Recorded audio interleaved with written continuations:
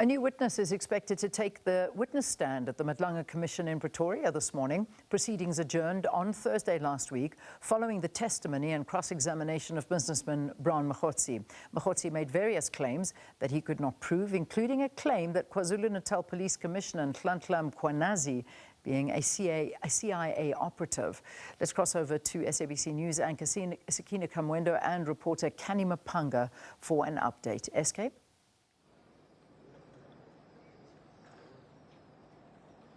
Well, thanks, Leanne. Yes, and all of that is what was heard here by the Madlanga Commission last week from the witness before the Commission, Brown Mogotsi. Brown Mogotsi, who has, of course, been central. He's a protagonist in all of these things because his name came up as a sort of linchpin, if you will, Canny, between the minister, Kat Matlala, and whatever else was happening in between.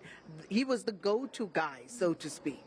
The quote-unquote alleged middleman between the pair. So that testimony needs to speak to that particular evidence. However, instead of approaching it in a manner where you would get that version, what Advocate Matthew Charleston SC has been able to do is to show how improbable each incident that he tried to advance would have been. So, for example, when he is chatting to Vusumuzi Kat Matlala via WhatsApp for the iPad guy's name, or for he keeps pressing this issue about the iPad guy.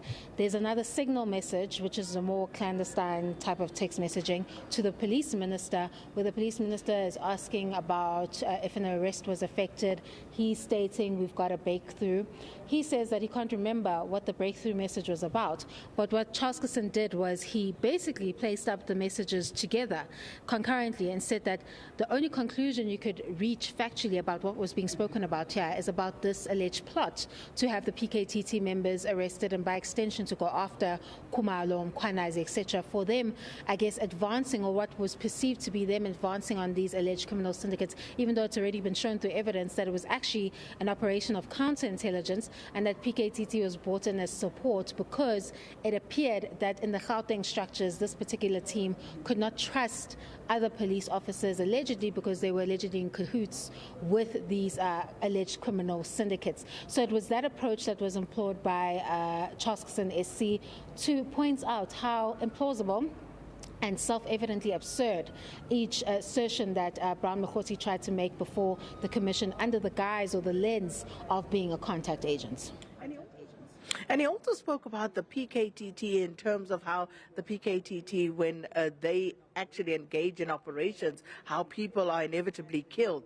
And, you know, he was very clear in terms of the picture he wanted to paint about this unit that is somehow murderous. And, you know, this is their modus operandi almost. I'm not sure if you got that sense as well in terms of his testimony regarding the PKTT. That was part of the quote-unquote misdirection tactic that the Commission had picked up from Brown Mogotsi's evidence, because whenever he was confronted with direct questions, speaking to direct issues, he would find a way to, I guess, trail off into the PKTT, the character of the PKTT, or bring up CIA claims or bring up bribery claims, but go anywhere but the answers to the direct issues he's being confronted with.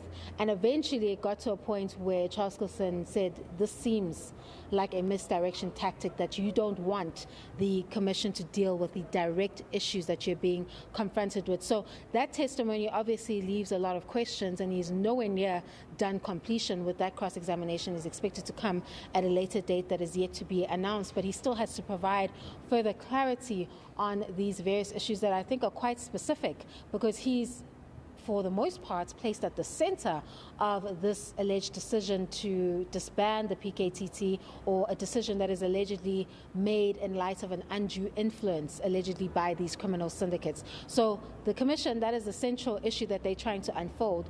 And if you have a witness that is going everywhere but those direct issues, it makes the task quite difficult. So he's nowhere near done yet with that particular evidence, and I'm sure there's certainly more questions he needs to answer. Any clarity on who's to be expected today? Release the name of the witness yet. I'm sure it's probably because of the manner in which they've approached the witnesses coming for safety reasons. However, we know that we've heard a lot of evidence about the Hawks.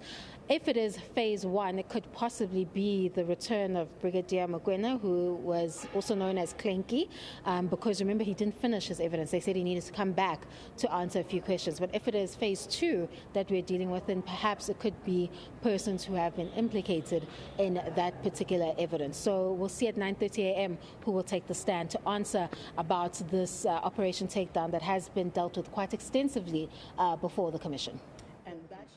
And that we do know is going to be the focus for today's testimony, Operation Takedown, the arrest of Katiso Katie Molefe. So do stay tuned to SABC News for further details about this. Back to you, Leanne.